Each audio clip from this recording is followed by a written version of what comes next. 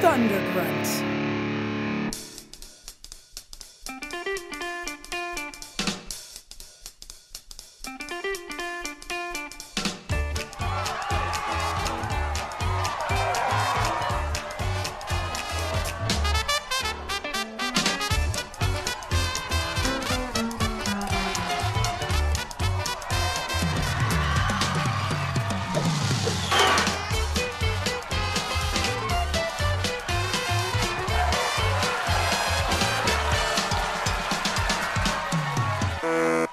Welcome to Writers Blockbusters, the show that treats the final edit of a movie like the script. We're going to go around the Zoom table and introduce ourselves. Start with Jamie.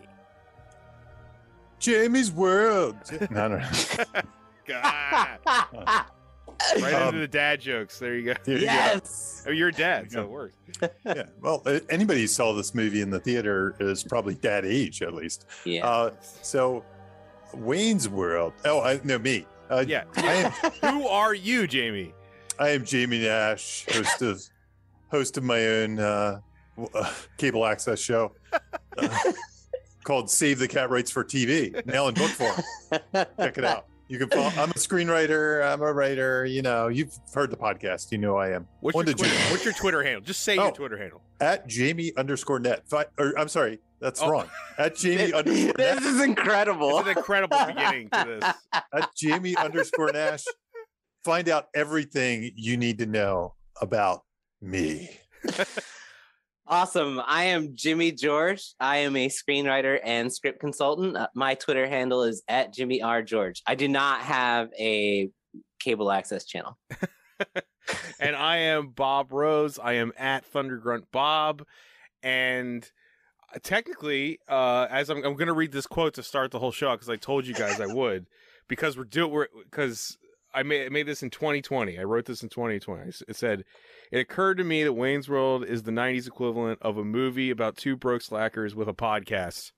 They record in their basement, and somehow I identify it with it even more than I already very much did." So doing a podcast about essentially a 90s podcast movie. Yes. Yeah.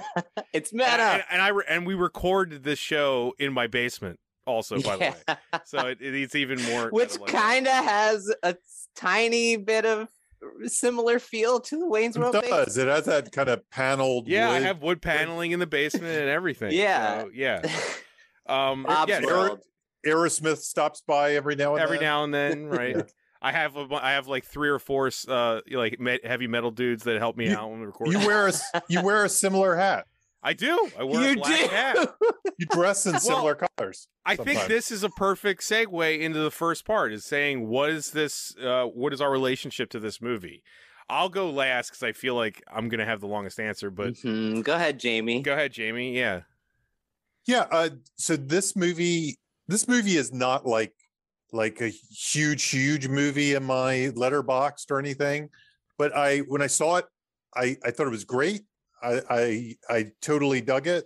I guess I was in college at the time when this movie came out. 93. Okay. Yeah. Right. So 92. Yeah. Sorry. Yeah. I was college person, and just kind of to mix in, because I was trying to think of why this movie didn't have a bigger impact on me at the time. So I was a film nerd. I was probably digging, some weird Scorsese stuff. It was the height of my pretentious film guy kind of era. I was in that mode at the time. That's not to say I didn't like all kinds of movies at the time, but I was looking at what came out that year. So to jump into that a little bit, we'll mix that in just super quick. Mm-hmm. I was just thinking of what else was around that maybe overshadowed it. And it was Home Alone 2, Lost in New York. No, it was I love Home Alone 2. The top 10 for 92, Batman Returns, Lethal, by the way, and I was a huge Batman, Tim Burton kind of guy, especially Returns was really cool. We should probably do Batman Returns at some point. Yes. Lethal Weapon 3, I don't remember that much, to be honest. I love Lethal Weapon, but then as it continued, I know some people say Lethal Weapon 2 is the best and stuff like that, but I don't know. I like 4. It's not the best. I just like. Was 2 the first one with Pesci, or was that 3? 2's when Pesci. 2 has Pesci. Yeah. 2 has Pesci. 2's the one everybody thinks is like great. 2 is the Rocky 3 of the Lethal Weapon movies. Yeah. Sister Act, which we've discussed possibly doing. Yeah. Home Alone 2, Wayne's World, Basic Instinct, which is probably, of these movies, that's the one that probably had the biggest impact on me at the time for some, I don't know, probably Paul Verhoeven or something. Yeah, Verhoeven. Yeah. Yep. A League of Their Own, Aladdin, which I was a big fan of at the time, The Hand That Rocks the Cradle, and number 10, Under Siege, a movie we'll definitely get to in the podcast at some point. Damn. So anyway, I was a big SNL guy. The first R-rated movie I saw in the theater was The Blues Brothers. As a little kid, a real little kid, I saw it because I loved SNL and I loved the Blues Brothers. So this is kind of, in that family. It's probably they tried with the Blues Brothers and then they kind of weren't sure if that would ever work again. I don't know. Were there movies in the middle, SNL movies? Yeah, I don't know. Brothers and Wayne's World? There probably were. But Wayne's World was almost the one. Wayne's World was almost the next. Yeah. It was kind of the proof of concept for all this stuff. So that's a very long-winded answer of saying, I really liked this movie back then. It wasn't like Star Wars to me. However, when I went back and rewatched it for this, it really held up, and I might have liked it as much now as I did then, which is very strange, in some ways that a comedy would hold up from back then and still work. So anyway, that's my long-winded answer that I mixed in other data with as well. Talking points. One talking point's already we got done. that out of the way now. Yes. Out of the way. Yeah. So for me, it was 1992. I was 12. I am not someone who watches SNL regularly, but the only time I was watching SNL was the 90s era, specifically this era. So I was very familiar with the skit when it was on. And I remember the moment in the theater seeing the skit like on film and it be like an actual movie, feeling like this is incredible. 12-year-old me was like, oh my gosh, it's happening. So, and I had forgotten, much like the Scream episode we just said, how impactful a lot of the jokes were for like the culture of mid 90s. I mean, oh my God. Yeah. Right. You're going to spew, like every time one of my friends was feeling nauseous, if you're going to spew, man, spew in this. That was like a running gag for years, even into college years. The Game On, we played when I was 12 years old. I played hockey, and so we would totally do the Game On thing. That was a running gag with our friends. So many of the jokes like made their way into just like the zeitgeist, and you would just hear everyone quoting this movie like in their own ways, and I had forgotten how impactful it was to pop culture. And yeah, I love the movie. I'm not like, I don't hold it up as like one of my top 10 or anything like that, but I really love the movie, and it was definitely something that I enjoyed when it came out when I was a kid. To answer your question, Jamie, it was Blues Brothers, then Wayne's World, then Coneheads, then Wayne's World 2, then It's Pat, Stewart Saves His Family. A lot of people forget that one. Blues Brothers 2000, Night at the Roxbury, Superstar, Ladies Man MacGruber. So that's every skit-based SNL movie. Wow. What about the Rosanna Dana movie? I would have watched that. How about that Gumby? Didn't Gumby become an animated show after he... No. What? No. So yeah, I feel like remember we did, I think we considered the Raiders of the Lost Ark episode kind of the Jamie episode. Jimmy, we considered the Back to the Future episode your episode, that was your choice. Yeah. Even though we all love Back to the Future, like that's yeah. But you said I thought Jimmy's was Hereditary. Jimmy's loves Hereditary. We're never gonna forget that. Okay, but I would say that with barring us doing Jurassic Park, that Wayne's World is to what Raiders is to Jamie, Wayne's World for this show is going to be to me. Like as far as I spent my whole life worshiping SNL. I wrote like my college thesis on SNL. I think I even wrote like my big paper in high school about SNL. So I've never missed an episode of SNL actually, like for I don't know, the last 40 years almost, or 35. So I'm a fan, but when it came to Wayne's World coming out as a movie, it was huge to me.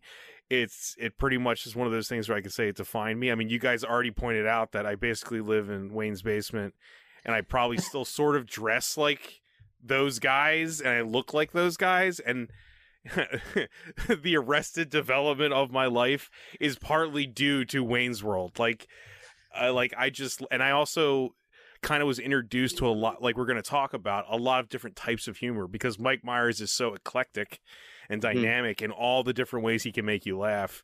I think this was my first exposure to that in film. And I think I forced my dad to take me to see it like maybe 5 times. And he did not enjoy it. But he loved me, so he took me that many times. And I was obsessed with it for forever. So I'll keep it short and just say this is a top one for me. But it's also, it's a weird one to talk about, you know? And like you said, you're also now you're a podcaster, so you have your modern version of Wayne's World. I didn't realize that until like 2020 or something. I was like, oh my God, I was watching it, I think, and I was just like, it's a comfort movie for me. I'll put Wayne's World on. I won't even stare at the screen. Just hearing it makes me feel good. You know, I watched it twice for this episode, and it was sad just knowing myself repeating all the lines, like the whole script. So like, you know, it's not sad. It's awesome. Yeah. I love this movie a lot. I'm trying to, you know. And you dated Tia Carrera for a couple years. Yes. During the True Lies era, that was me and Fun her. fact. Great time. That's right. Yeah. But anyway, so do I love Wayne's World? Yes. So that's what not. About. No. So Jamie, who wrote this shit? I can answer for you if you want.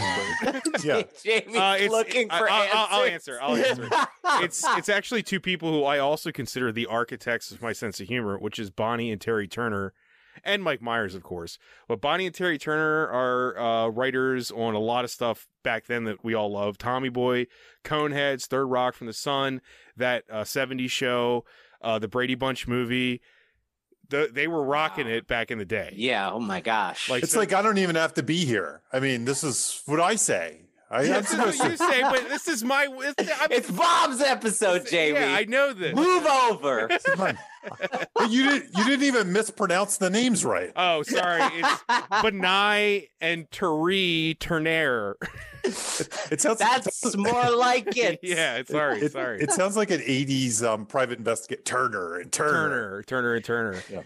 But yeah, they basically kind of had that groove back in the 90s where they were just, you know, they were just rocking those it titles. hard, man. Yeah, man. They were rocking it. So and it's I guess in Bob, so I'll ask you, because I think I know this, but I didn't look it up. I didn't research. Was this kind of a Lorne Michaels idea that he kind of said, why don't we make a Wayne's World movie? Or was it more Mike Myers' idea? I'm pretty sure Mike Myers pushed, but okay. You know, I think they didn't, it was like you said, it was still fresh territory because Blues Brothers was what, like 81, I want to say, or 1980.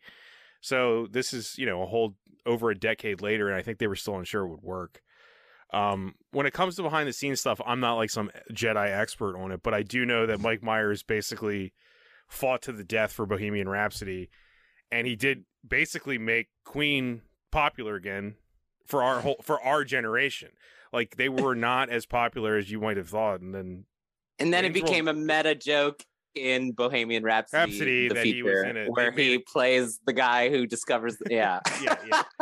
A guy that didn't exist. Yeah, just that movie. We did that movie on the show. If you want to listen to that, in jokes, but you can listen to that episode because that's not as positive as this is going to be. No, I've heard because there's Penelope Spheris too, who wasn't great. Invited back to Wayne's World 2.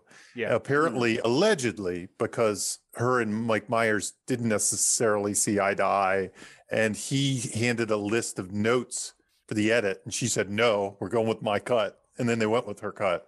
Wow! But in the end, she was right.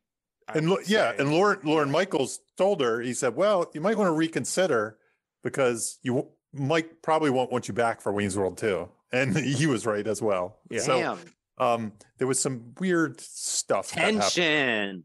And let's also note the fact that Penelope Sears also made like the best documentary ever on heavy metal, which was The Decline of Western Civilization Part 2, which if you've ever heard her talk about this movie, she said she made that documentary, which is extremely depressing and dark, and she wanted to show heavy metal in a different light. So she viewed Wayne's World as the positive view of the heavy metal community, which I think is true. It's what it is. Yeah, absolutely. Yeah. And apparently Lorne Michaels knew her. I think I got this information. There was a Ringer article a couple years back or something. And she knew Lorne Michaels from the beginning of SNL, and he wanted to bring her to SNL to work on the films. And she was like, no, I don't want to do that. But then I think she said she taught like Albert Brooks how to make films for the show. Like she gave him the rundown of the basics of filmmaking. Okay. Yeah. She's a really great interview if you ever find her talking about stuff just in general. Like she's very kind of bitter but smart as hell and just awesome in general. I saw a Wayne's World 20. This is this was 35? 30th? 30th. Yeah. I saw the 25th anniversary in theaters, and they had her and Robert Patrick of all people do like a talk before the movie. It was weird that he was there because he's in a cameo, but yeah, but she was hilarious the whole time. She was really great. That's awesome. Yeah. And that covers pretty much everyone that wrote it, right? Because it's just and Mike Myers. He didn't have of course. Yeah. Right. And he never went on to do anything else. No, never. That was it. That was it. So to the outline, to the bingo card. Here comes the bingo card. Get them out. Make the story work first. So, and this is one thing that Judd Apatow always says, and it's so the way we approach this episode, which is a little different, because while we could sit around and talk about the theme of Wayne's World and really break it down to like what Garth's heartfelt character arc is, we decided to really use this to analyze like maybe some things about writing comedy for people that want to write comedy, that have tried to write comedy, that are writing comedy, that maybe we can add some tools to the toolkit. So one of the things, and this is the one we'll talk about the least, to be honest, in this one, is Judd Apatow has this philosophy he's used. We brought it up in the Bridesmaids episode, I think, that he's used like on Superbad and Bridesmaids when he mentors other writers, that he forces them to write the version with no jokes first, right? He just makes sure that the story works first. Now, I don't think they did that at all in Wayne's World. No. But I do think it's a tool. I think Wayne's World story does work. I agree. I think it is a story. It's not just like don't care about the story completely. It doesn't disregard it. It hits structure beats. The story works. It has a beginning, middle, end. It isn't just a collection of jokes, because there are movies that are just collections of jokes. I'd argue that's. I say that most or all of Mike Myers' movies works with the story. Like even Austin Powers movies, they do have a story. Saying they don't is ridiculous. Yeah, and I think that's almost surprising in this movie because it is such a parody, and it is sending up movie making and cable access and them and everything else, metalheads, but it still has makes the story important and the trajectory important, and I think that pulls you through the experience in a way that a collection of jokes or a Saturday Night Live episode might not. It's not just episodic jokes or something like that. Yeah, so, I think you said it on the Mitchells and the Machines episode. You talked about like making a whiteboard that is the movie without the jokes, and it's sort of like, what is the movie that this comedic take on everything is interrupting?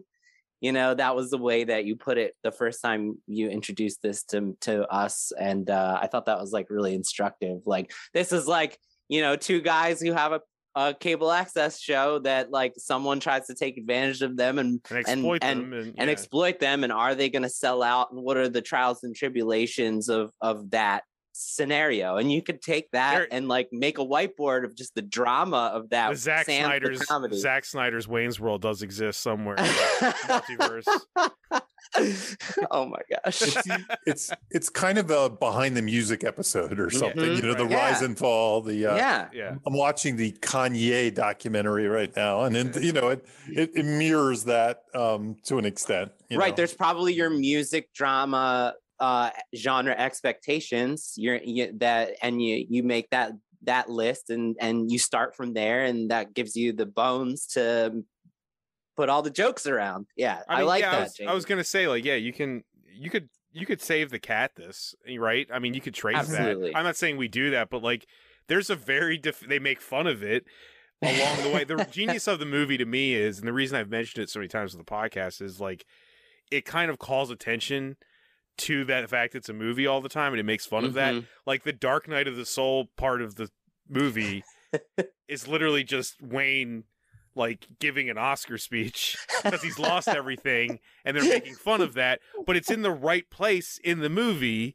right? You know what I mean? Like it's a properly placed thing, right? It's like it's properly structured, and he's making fun of it at that perfect moment, you know? Right, and that's craft. It's craft, yeah. Like, to say it doesn't have craft is ridiculous. Yeah. No, not that anyone's challenging us on that, but I feel like there's a notion of justifying us doing Wayne's World a little bit for me, even for me. You know what I mean? Like, oh man. Yeah. You guys wanted to talk about Robert McKee and Antiplot? Yeah, Jamie, this is all you. This is Jamie? Yeah. Sorry, I'm going to do a quick lookup so I can give you an actual definition. But so Robert McKee has this triangle I always like to talk about in his book Story, and he has a diagram that is a triangle, and on it he has 3 points, and these are the types of stories that exist. And so whenever I give screenwriting classes, I always introduce this, and I'll explain why in a second. So the 3 types, and you probably heard me talk about this on the podcast before. Yeah. So the 3 types are the arch plot, which are your cheeseburgers, like we talk about it. We should just come up with cheeseburgers, sushis, and souffle. Yeah, I got a new label for it, but keep going. Okay, good. So arch plot, it has causality. So it has one scene causes another, setup, payoff, all that kind of stuff. There's causality in it. It has a closed ending. It wraps things up.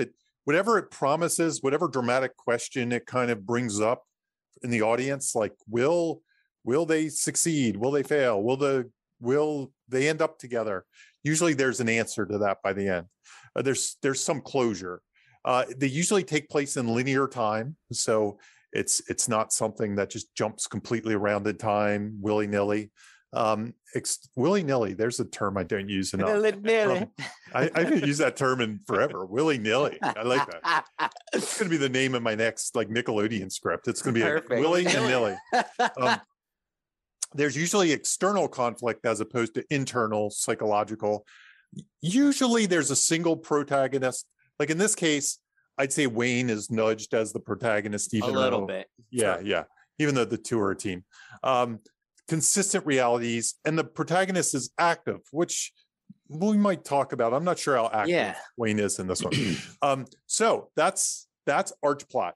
So in my class, I say I'm teaching arch plot. That's what Save the Cat is. That's what most movies are. Pixar movies, Disney movies, all the major movies that you see are mostly arch plot. So the other ones are minimalism, open endings, internal conflicts, many protagonists, passive protagonists. So that's many. So it's kind of like taking your cheeseburger, but not caring as much about, like if that's the rule, single protagonist is the rules. Many plots say, you know what, I'm going to skip that rule, and you know what, my protagonist isn't going to be active. So it's kind of, it does some of the things, but doesn't do all of the things. It picks and chooses. And the one issue is most people strive for arch plots and they fail and end up with mini plots. Yeah. And then they say it was on purpose. and it's not. I meant to do that. Yeah, this is the reason. The room, Tommy Wiseau. The room. Yeah. This is kind of the reason in my class I say, look, we're doing arch plot, and you have to write an arch plot script, because a lot of them would fail and be like, well, what about this movie? What about Lady Bird? She's not active, or something like that. And I'd be like, did you do that on purpose? And they'll be like, they'll say, yeah, I want to be like Lady Bird. And then last but not least, there's anti-structure, which has total coincidence in movies. Like anything can happen at any time, non-linear time, inconsistent realities. And this triangle is a spectrum. It's so things fall in the middle, things fall in the corners. Again, classical Marvel movies, minimalism, maybe Once Upon a Time in Hollywood, maybe Lady Bird, maybe Moonlight. Anti-structure might be it's all your Lynch stuff, man. David Lynch. David Lynch is anti-plot for the sake of being anti-plot. And McGee's all his references are really old. Like the newest movie he has on there is Lost Highway. Lynch. Right. And then the second newest movie he has is Wayne's World on the anti-plot. Wow. Interesting. I completely disagree. That's going to be okay, cool. Yeah. That's why I wanted to bring it up, because it always sticks out at me, and I'm like, is Wayne's World an anti-plot? And maybe I'm not understanding McGee's anti-plot. Maybe, like if it has coincidence, it's anti-plot. Or before we get into that debate, because I like that, I heard recently a guy I follow on Twitter, who's one of the writers of the Netflix Sabrina the Teenage Witch. His name is Joshua Conkle. He said, some movies are just vibes, and that's great. And since then, when I've been teaching, I've been referring to anti-plot as vibes. So we got our cheeseburger, and then we got our vibes. Though I like vibes, that. The movie, the movie vibes. Is vibes anti-plot? That would be fantastic. I think Scott Baio was in that in 1982. Vibes. No, that's a Jeff Goldblum movie. Jeff Goldblum. Okay. No, but it's kind of an easy way to describe it, right? Are we going to take the cheeseburger approach, or is it just going to be vibes for 90 minutes? Right? So I don't think Wayne's World is vibes. I think Wayne's World has a very clear plot. I agree with Jimmy. It feels weird disagreeing. All three of us are agreeing. Yeah, disagreeing with him feels wrong.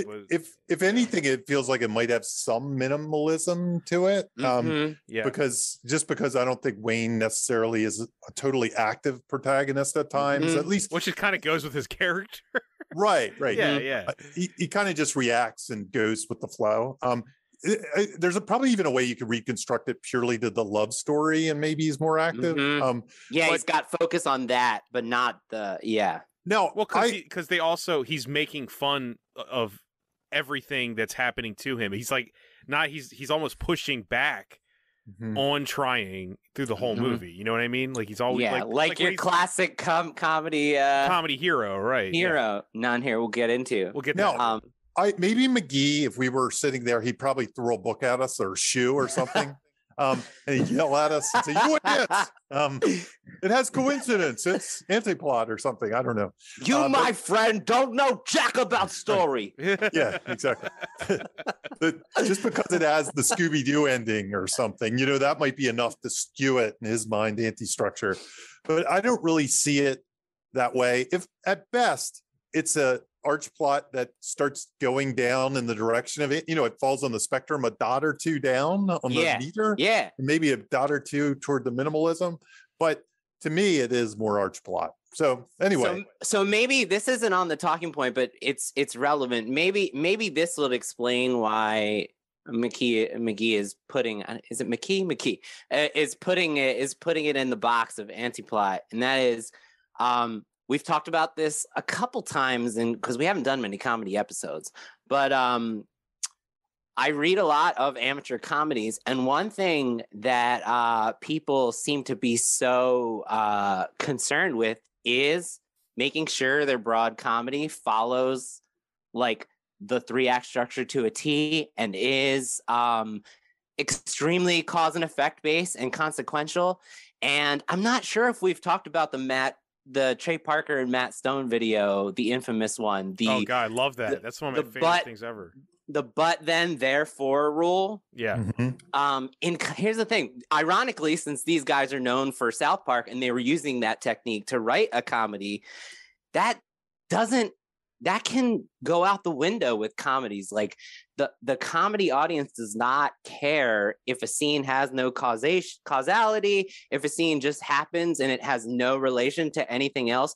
When you're writing a comedy, you don't need every scene to impact the next one. You can go off on a tangent and the audience doesn't care. 3 scenes in this movie I can think of right now that would fit what you're saying. Grey Poupon, T2, Have You Seen This Boy, and Laverne and Shirley. No, all that can be cut if story-wise. Story-wise, that none of that stuff matters. But I mean, I don't want it to be cut.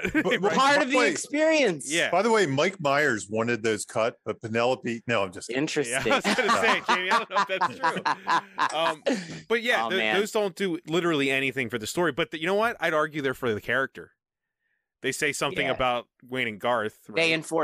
They add a further layer to the characters. Yeah. By the way, every student who fails to do something says that exact same thing. That's what they say. They add to the character? But these scenes are for the character. They were for the character. What about the character? How about this? They're also funny. That's the thing. They're also funny. That's the bigger question. And that's what matters. Does it work? Yes. Is it make people laugh? Yeah. Yeah. I had a notes conversation with somebody on a script last night, and I came up with this cool gag and I put it in the script. And they sort of saw that I wedged it in the script, but they gave me a bad note behind the note. And I was like, and then I explained it to them. I said, well, here's the reason why I'm really just doing it for the gag. I'm doing it for that thing. And I was like, I can cut the gag. And they were like, no, don't cut the gag. And I was like, yeah, I didn't think so. No, but I think go ahead. Go ahead. No, go for it. No, it's just, I think if you're out there, if you're writing a comedy, it doesn't necessarily need to be so narratively driven. Like every scene doesn't need to be focused on the central story question and the overall goal in the way that any other genre would. And I think where it starts changing is when you start doing genre hybrids, like a Shaun of the Dead.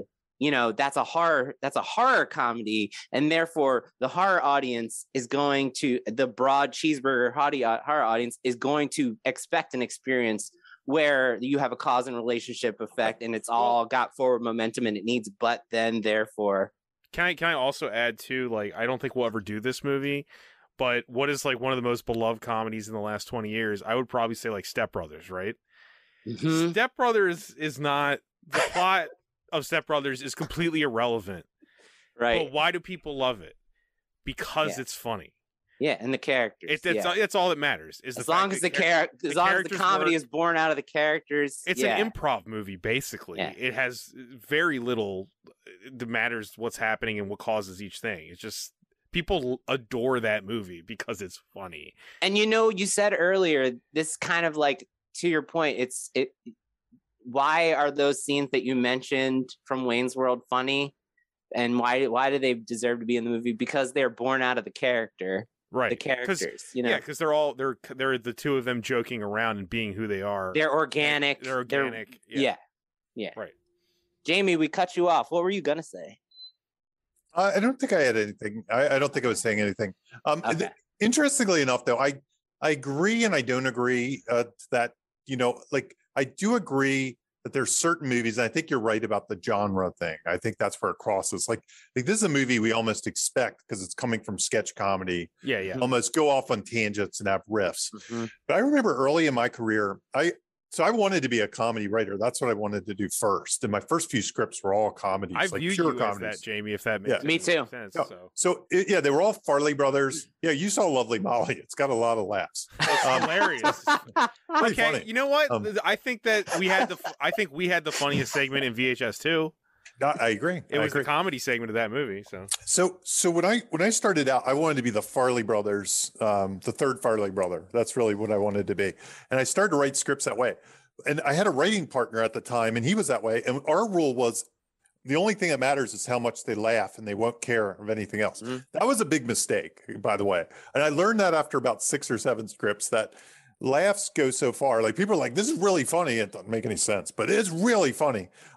But what we realized, or I realized, I don't think he ever realized it, or he didn't care as much as I did, was that we were writing kind of Simpsons episodes, but trying to sell them as live action movies. And it was like, no, it's not the same thing.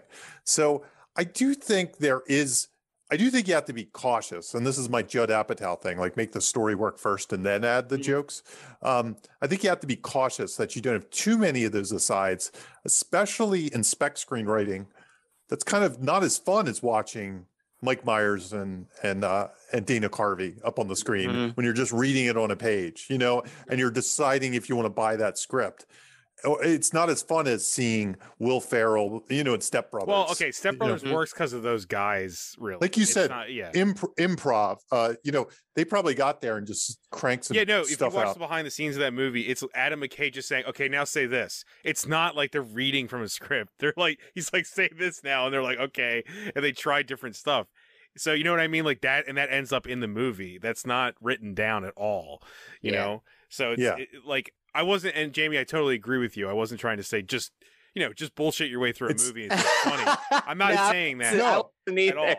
Yeah. It's just really risky. And that's the thing that's why I'd say really get that story down first. And then, character driven comedy is probably, and we're going to talk about all kinds of jokes, but that should probably in your spec script, it should almost all start from that character perspective and the character going through whatever the plot is. You also I think that works best. Edgar Wright too, and I would say those, like the Coronado trilogy, I'd argue that there is no asides in those movies. That they're extremely focused. There's no fat in any of those three movies. But they're not broad comedies. They all have a genre.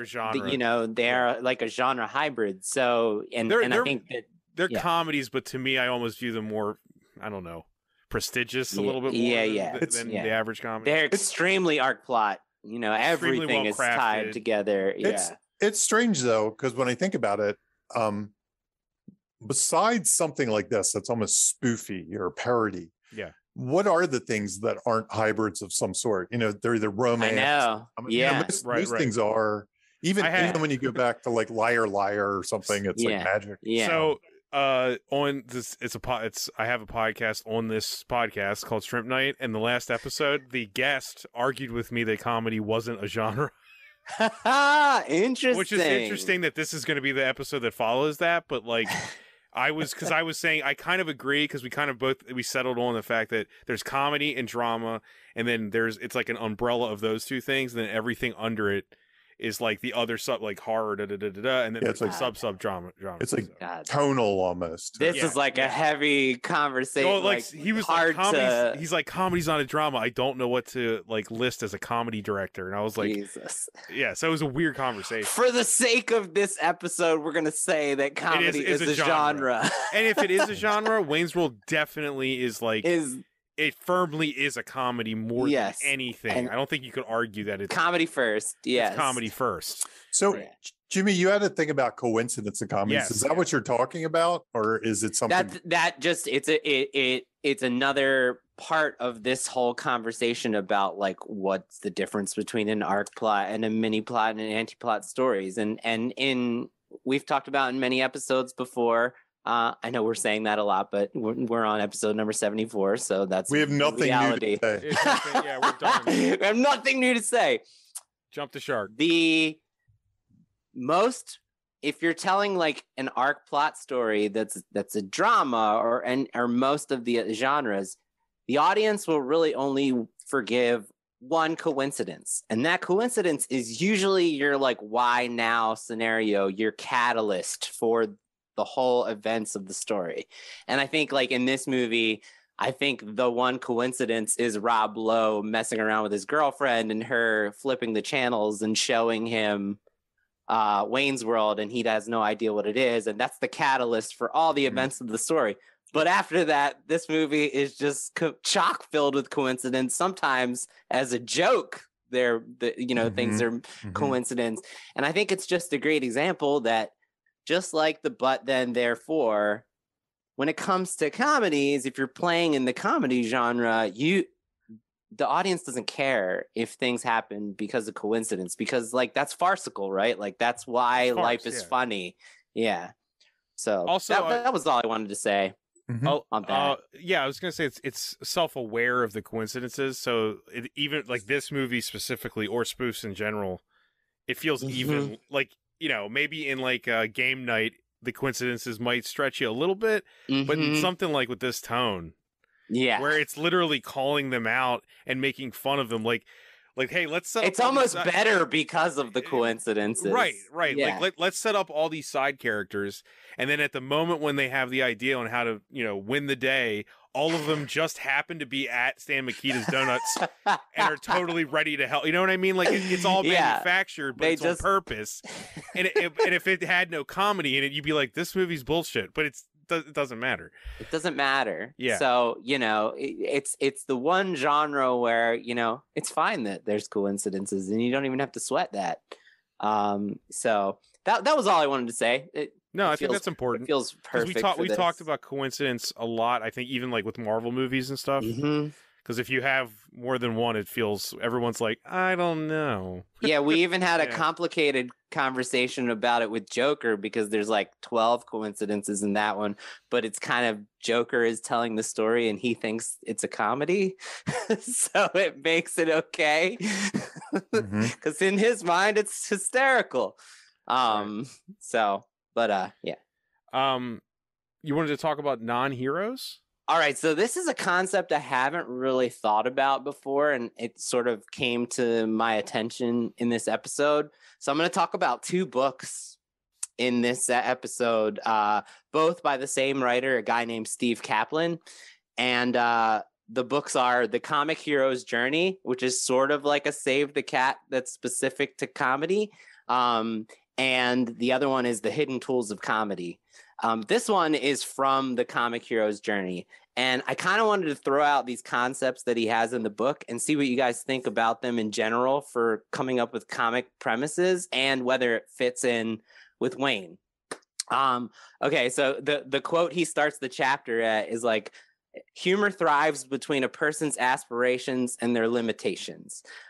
He says in dramas, we have heroes, characters who already have some of the skills needed to overcome the obstacles ahead. In comedies, we have non-heroes. The protagonists are masters of their own disasters. They're characters who have few or none of the skills needed to overcome the obstacles ahead. Their lack of knowledge and skills are the cause of everything bad that happens to them in the story. They're always a beat behind what many people, including the audience, already know or have figured out.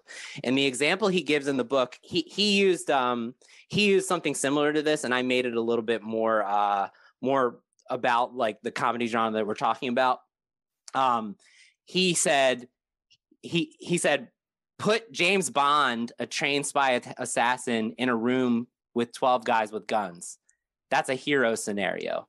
Now, take Melissa McCarthy's character in Spy, a desk-bound CIA data analyst who has no weapons training or knowledge of this, and put her in a room with 12 guys with guns. The difference there that makes it funny has nothing to do with her physicality or her appearance. It is about the fact that she is unskilled and she is unaware. And he poses that the comedy gap comes between the character's unskilled expectations and the reality of the situation. And he even says, and I love this, he even, the bonus tip is you can take this same technique and you can take a story that's been comedic and you can turn it to sad, serious, or romantic if you add drama to the situation through their awareness and their skills, growing skills. And the example that comes to mind for me is when Shaun in Shaun of the Dead has to kill his mom. You know, we've had this character that's just been a joke and the whole time, and all of a sudden he's gained skills, awareness, and he's now able to take responsibility. And those things that change him into a hero, and then that scene is like very dramatic and poignant, so it's sort of to the point. So do you think that applies here, and do you think that's a good way to approach a comedic hero? I think it's a good way to approach it, but I'd also push back on that Wayne fits this mold of what you're talking about a little bit. Okay. Because and this is the first time I've ever heard you lay this out. Yeah, because I've never done it. Interrupt me if I don't sound like I know what I'm talking about, which would be constantly. Now, because you said like he's the architect of his own disaster, and he doesn't have the tools needed to succeed. I don't feel like that's true with Wayne's World necessarily. Like, what does Wayne need to succeed in this situation? Like, yes, he doesn't. Okay, I guess it would be his like ill-begotten way that he treats the legal contract. Would that be what that is? But other than that, everybody loves Wayne. He's extremely charismatic. You know what I mean? Like, he has the tools to be successful in his own field completely. Like, I think. But what is keeping him from? Yeah, good question. Like, I think. Okay, how's this? Wayne is really good at doing his show. Yeah. We're not questioning that in the universe of the movie. Him and Wayne, yeah, and Garth he's the best. That show is popular. To Jamie's rooting resume, he's the best at something. Yeah, like people love Wayne and Garth as hosts of their show. I guess that would be the thing that he doesn't know anything about business or responsibility. Yeah, maybe big network television. You know, he does start the movie out by saying he has a bunch of failed jobs because he has a collection of name tags and hairnets. I think it's circling about adult responsibility, and financial realities. And similar is romance. You know, he still acts like a kind of child. He's like a child when it comes to romance. Also, even really in that sex scene, right? He's just kind of like bouncing on her. But I mean, at the same token, though, like he's very confident in how he approaches Cassandra, and he's not creepy. That's true. He's very charismatic. It's a very smooth, you know, he's very he knows himself very well. So, I agree. Yeah. Like, so maybe it doesn't fit this mold. It almost fits Garth better. Yeah. Jamie, what did you think about the concept of this non-hero? Yeah, in general.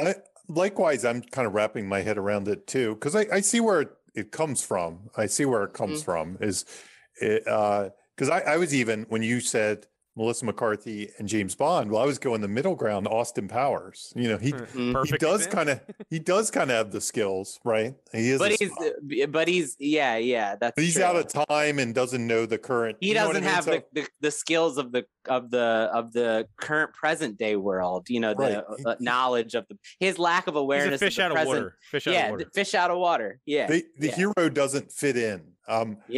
One thing I heard, this is kind of related, and maybe you'll even have this. I watched a video with Kaplan once. I think he did one of those courage and screenwriting. Have you ever seen those? Film courage. Film courage. Yes, that's what I've seen a few of them. Yeah.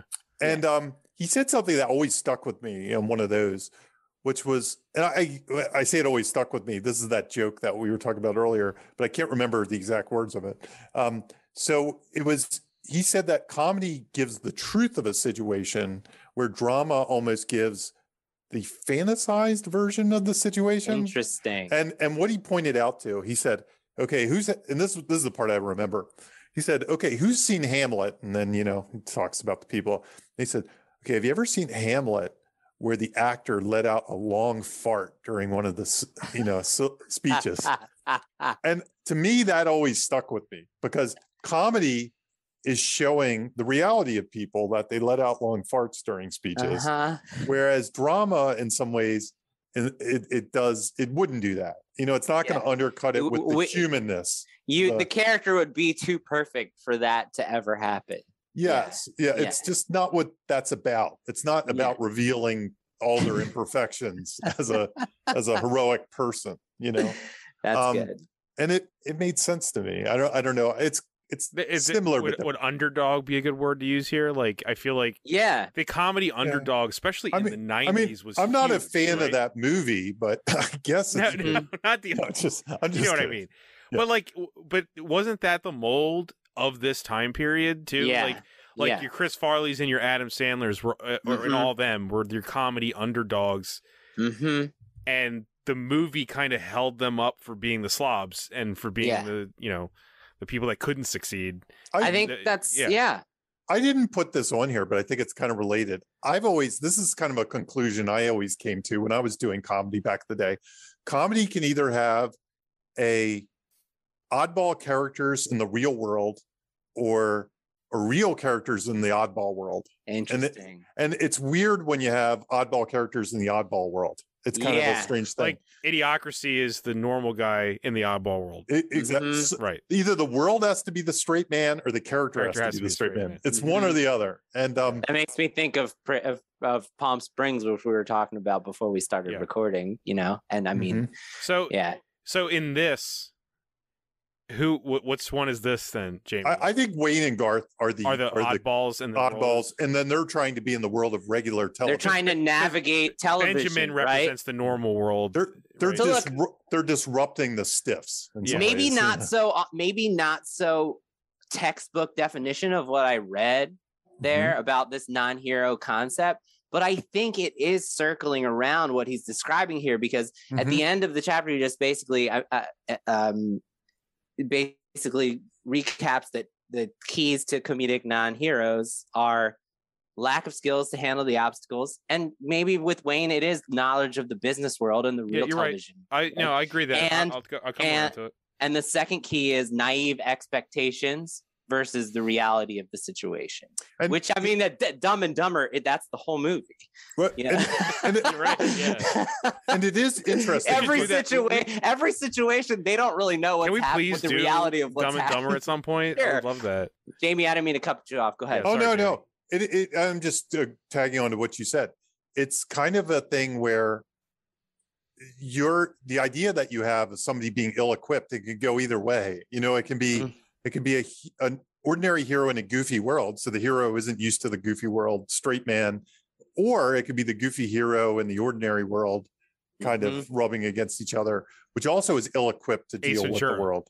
Yeah, exactly. And the world is not equipped to handle him. Them, right. That's good. It's funny, Jamie. Some of these basic simple concepts that you're describing right here come in later with these techniques. They're all about what you're describing right now. So this is a good plant for later tools we're going to describe. Specifically, Wayne's World. What you're saying, Jamie, makes me think of every scene with like Benjamin staring at Wayne and Garth, and what the hell are they like? You know what I mean? Like when they do like the product placement, or when Garth is smashing the mechanical hand, he's just sitting there staring at them because their world is intruding on him, right? Like, and he doesn't even know how to react to it. What's interesting though is in this case, an addendum to my thing. Wayne's world, we'll call it, is a world. It's got other characters that also they're friends, right? Yeah, and the people they Stan don't fit in. They don't fit in. Ed O'Neill from Stan Mikita somehow fits into their world, but it's not in the real world. He doesn't fit in. Yeah, that's right. Right, that's true. Yeah. So it's sort of to this point, and so I feel like I can just transition to the next thing, Bob. Sure, go for it. Because it's the same. It's from the same book, and I actually think that first point was from the Hidden Tools of Comedy, not the Comic Hero's Journey. Anyway, this one is we haven't really talked. We've only talked about archetypes in a couple episodes, so I thought this was a good one to talk about archetypes, because you're like, okay, I got a comedy. Like, who are my characters going to be? And archetypes is a great way to kind of start and play with them and reverse engineer them and, you know, subvert expectations. So in this book, Comic Hero's Journey, he has 6 comedy character archetypes, and he basically poses that you don't need to have them all, and you can have multiple of the same one, and the hero is sort of interchangeable which one the hero is. But these are sort of the common types of characters that show up with comedies. So I'm going to throw them out there. If you guys think of examples, go for it. And then I'm going to say, is there an example of this in Wayne's World? The first two kind of feel interchangeable, like the jokes we're going to talk about later, the joke techniques. They kind of feel like they could be both. But let's get into it. So the first one is the fool. Naive, sometimes unintelligent too, but not always. And Tommy Boy, Harold and Lloyd, Bill and Ted, Ben Stiller and Tropic Thunder. Hubie from Hubie Halloween. That's what I was about to say. Oh, sorry, Jamie. Because of unintelligible, mainly. Yeah, unintelligible. So, but he gives a great example in the book of, so Kevin Kline in A Fish Called Wanda, he's a super skilled assassin, but he's just dumb. So they don't it's Johnny they don't English? necessarily Right. Johnny English, but they don't necessarily have to be unintelligent to be the fool. So who do you think is the fool in Wayne's World? You could make an argument for Garth, I guess. But he's a genius, but he's He also a is. fool. He's a fool Yeah. with people, but he's a genius with other things, Yeah. with technical shit. I don't know. And I would say my example was the Vanderhuffs, because like every situation, they're very much like the Harold and Lloyd. Like they think they know what's going on, but everyone's manipulating them or making fun. Every single situation. Yeah, everyone is technically lying to them. Everyone is making fun of them, and they think they're in control and that they're in power. So they're totally a great example, I think, of the fools. Yeah, it's like Garth is socially inept, but every time he nods for the camera to come have a secret conversation, he's the one that really knows what's going on the most in some ways. Yeah. Like he's got the deepest insight and everything. He's kind of a genius savant in a way. Yeah. Yes. Yeah. So the second one, and this is where they're these two are just the most ones that are most similar. It's called The Innocent. They are rookies who haven't been around the block. They are new to something important in the world, so things need to be explained to them. He gives examples: Steve Carell in The 40-Year-Old Virgin. Mathesar in Galaxy Quest is brilliant, but he doesn't understand like basic stuff, like the idea that they were pretending on the TV show, right? Can you think of other examples of this? These are almost like the window character. Yeah, the character that you get the exposition to, so that the audience understands what's going on. Yeah. Who do you think is the innocent in Wayne's World? Is there one? Kurt Fuller. Benjamin's like lower guy. He's good. He's a good example. He's like pushed into Wayne's world, quote unquote. Yeah. And he's constantly being told like, or being surprised at the life all these people live that he has no clue about, right? And he's also got the whole like, just say thank you thing where he doesn't know how to talk to that one guy. Right. You know what? He's innocent to Wayne, the Wayne's world part of it. Yeah. And their social circle. That's good. Yeah. That's good. Okay. The next one, I don't think there's one in this movie, but it's definitely one that I see all the time.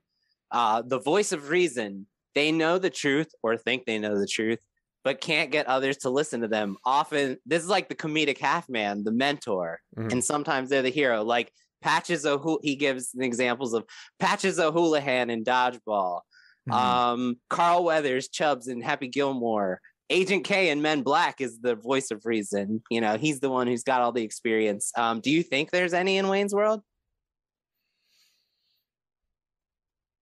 Oh man.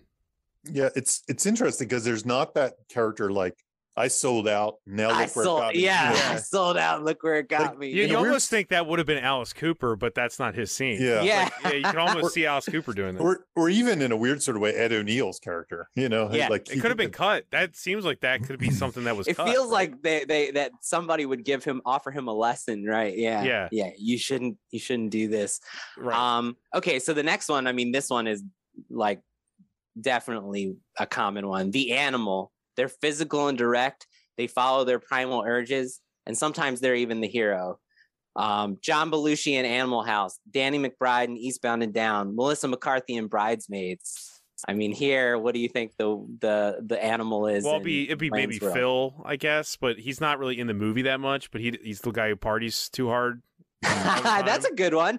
I was gonna say Glenn because he's primal urges, talking about killing, in a comedic way. They both could qualify, but they are very side characters, though. That's the thing. Yeah, well, that's okay because that's okay. This is talking about rounding out the cast and tools to kind of create those characters from the ground up and then make them premise specific. The next one is the magical object of desire. Now, this is objectifying a character, but it's just a label. They have the power to transform other characters who desire them. The guitar? I mean, Cassandra or the guitar is the magical. These are character archetypes. So it has to be a character, right? Yeah. So some examples from the book are Officer Rhodes in Bridesmaids is the magical object of desire. Sigourney Weaver, Dana Barrett in Ghostbusters. Mary and Something About Mary, Rita and Groundhog Day. I mean, these, we're Try to, if you're writing a new script, maybe try to make him a guy. A guy. Yeah, yes. like don't make them like old movies are old movies, but I know. I the one thing I don't like about Groundhog Day is I feel like that element of it doesn't age well. Yeah. And Cassandra is obviously the magical. Yeah. And the next one is the trickster. And so he says that this is the indispensable comedic archetype character. This is the one you must have. They live by their own rules. They draw outside the own lines. They're often deceptive. They're either in disguise or help other characters take on disguise. And sometimes they're the hero. That's Wayne. It's Wayne, but you know it's interesting. I think Benjamin is that too. Yeah, Benjamin. Yeah, Benjamin does. Yeah, you're right. Mm-hmm. But that's totally Wayne, though. I mean, he's always like fooling around and pretending he's something he's not. Yeah. Once again, I really find that the scene where they sign the contract telling of exactly who those two guys are. Yeah. Because they're what are they doing in that scene? They're like pretending and performing the fact that they know what they're reading to a guy offering them money, but why are they putting on a performance to him? Yeah. You know what I mean? Like he's doing it as They're a both joke. being deceptive. They're both being deceptive, but also making a joke that they kind of know each other are kidding around. Yeah, that's good. I had never really thought of Wayne and Benjamin as these circus mirrors, but that makes me think that is a thing. That's like what we always say with like other movies, like the villain with one change could be the if the hero makes all the wrong choices, he could be the villain. Yeah. Like if Wayne felt like how he has to it's like The Wedding Singer, right? Like when Robbie gets a job, he starts dressing differently. Right. He dresses all fancy. If Wayne made those same choices, he could like try to become Benjamin. Man, that's good. There's a line reading that Rob Lowe does in the beginning of the movie. The weirdest things crack me up in this movie. But he says, without any inflection or emotion, he goes, "They're obviously brilliant." They're obviously brilliant. Yeah, the way he says it. The way he says it as like so, I don't know why that popped into my head, but it always cracks me up for some reason. I'm always like, that's because it's the first scene of the movie, and you read right then and there that he is totally insincere about how he feels about it. Yeah, they're obviously brilliant. Yeah. Well put. Insincere. That and he has no sense of humor whatsoever, and he's humorless. He's humorless. Yeah, humorless and insincere. I was gonna ask you. It's not on the talking points. What makes Rob Lowe's character funny? And I think you just put it out. He's humorless in the face of all this humor around him, and it somehow makes him funny. That's also good. I think what works too is that the never gives him a mustache twirling moment. Right. He's always he's constantly lying to everyone, and we never see behind the curtain. We just know he's lying. Yeah. You just know he's kind of the closest thing you get is when Garth reads the thing and he's like Tuesday, buy a the cable. That's the only peek behind the curtain. Exploit it. I hate to be those guys. And then because he's the fool or the innocent, he's like, well, I hate to be. I feel bad, whoever that is. That's a great point. So the only time you see behind the curtain of Benjamin is when Garth is reading his diary. Yeah. It's good. That's pretty good. But so those were the comedy character archetypes. I'll read them again. There's 6 of them: the fool, the innocent, the voice of reason, the animal, the magical object of desire, and the trickster. And I feel like they're all here. And this movie is an example of taking those and doing something that's premise specific with them. So, this is something we've talked about a few times, I think, on the show, because we've done 4 comedies. Not that many, but comic obsessions. Yeah, I feel like this is the one comedy tool that we have beat into the ground a bit. Yeah. So just to recap, this I got from Robert McKee. I went to a Robert McKee comedy seminar. People are just gonna be like, "Why don't I just read the book instead of listening to your show?" Yeah, dude. What do I need you for? And you should. It's not easily digestible like this show is, hopefully. Okay. But so what is a comic obsession? It's when a character has a fixation or a behavior that they feel is normal, but the audience and the characters around them feel as extreme. I think I always bring up Zombieland, the Twinkie. The Twinkie. Yeah. And it's a great example. That's a pure one. Some examples in the past episodes we've given are Meg Ryan and When Harry Met Sally, her complicated restaurant orders. To her, that's normal. To everyone else in the story world and to us, the audience, that's extreme. And that's what makes her funny. Randy in Scream, his horror movie knowledge, to him, it's normal. To everyone else, it's extreme. And the movie finds ways to make him funny, specifically using that as the engine. So what do you think are some examples in Wayne? I mean, the guitar, right? One added thing with the obsession, though, is it's usually a blind obsession. Yeah. You know, right. They're blind. They don't realize it's funny. And that's, and I took, so I took that out because I found that some people are getting confused by the blind part of it. Mm-hmm. But yeah, you're right. They're usually blind to it. They don't know that that's a problem. So Wayne, I would say the guitar. You could argue definitely. Maybe Cassandra too, but I think the guitar is established right at the beginning, obviously. Mm-hmm. And we've talked about movies that have multiple people. Have multiple. Yeah, you can have multiples. Garth is the dream woman. Yeah. Right? I mean, what were you gonna say, Jamie? Well, I was gonna say, like, the other way the way I like to look at these, it's more of a metaphor. It's not metaphoric. It's more of an internal obsession. Like Larry David would be a good example. Like maybe he has the need to correct wrongs or right wrongs or point out sins. I think it works with both. Yeah. So because the comedic obsession for the guitar could be underlying the psychological whatever tick that they have, like whatever that thing is that they have, but it's, if you can figure out that one obsession they have at a wedding, like, because the next thing we have is another exercise that I think goes hand in hand. So let me explain that super quick. So what makes them funny at a wedding, at a funeral, at a grocery store? This is an exercise you can do. But if you can hook up with the comic obsession and then use that in the wedding, funeral, and grocery store and see what makes it funny, I think that's a good way to break your character. Whereas, like, if you went for the guitar, I guess they could be talking about the guitar at the wedding, and the funeral, and the grocery store. But that could be funny.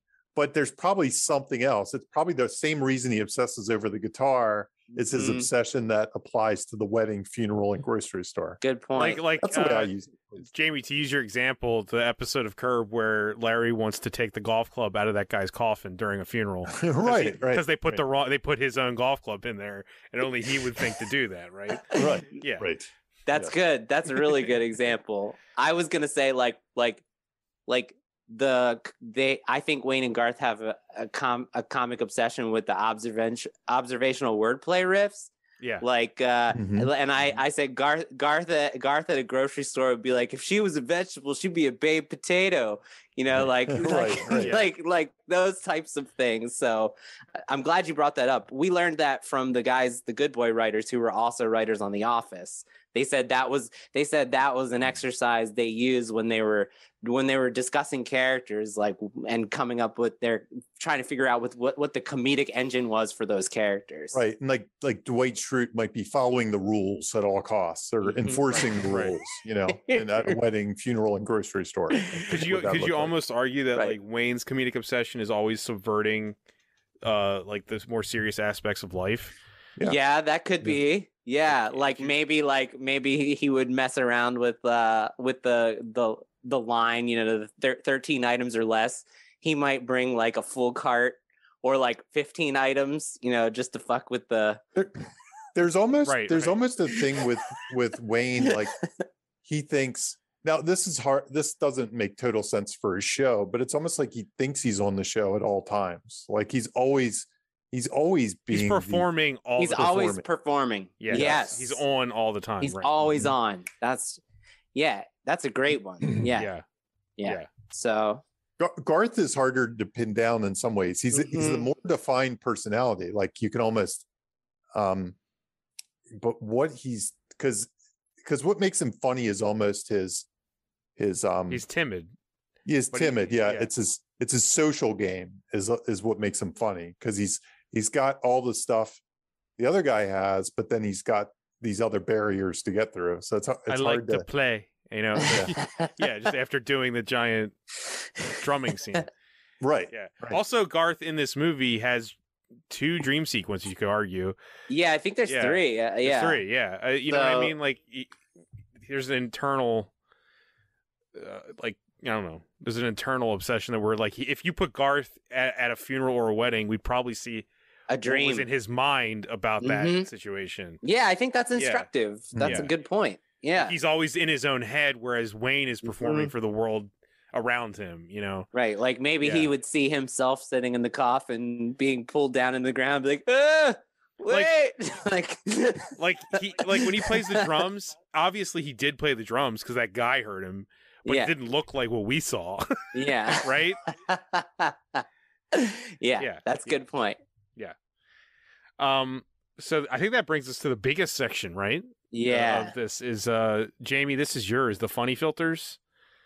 Yeah. So there's this website, a web link, and let me see what the title was. It was like every joke falls in one of these 11 categories according to the founder of The Onion. Ooh. And I thought it might be instructive, and I'll explain why I think it's instructive to take a look at these. So here's why I think it's instructive. A lot of new scripts and a lot of people that are funny, they write scripts, and I'll get them. And Jimmy, you can chime in if you get these too. And there'll be one type of joke throughout the whole thing or throughout a large part of it. Like the first several pages. The one I hit a lot is certain people that are funny in their real life, but they might be like pop culture references. And this is like pop culture reference, pop culture reference, pop culture reference. And it's just like one after another or something like that.